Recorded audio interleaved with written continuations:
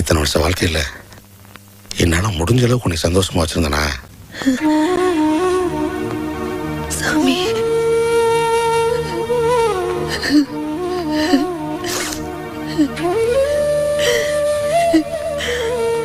அந்த சிரிக்கு மக நாக்குல பல்ல போட்டு பேசும்போது பாதி உசுறு போயிருச்சு.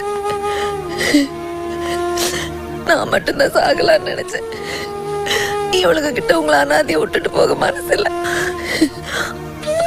அதான் என் கூட கூட்டிட்டு போலான்னு முடிவு பண்ணிட்டேன். புரியுதுதா, யாருக்கும் பாரமா இருக்கக்கூடாதுன்னு முடிவு பண்ணிட்டேன். கல்யாணம் ஆகி இத்தனை வருஷத்துல நீ சொல்லி எதை மீறி இருக்கேன்? பேச்சு வா போவோம்.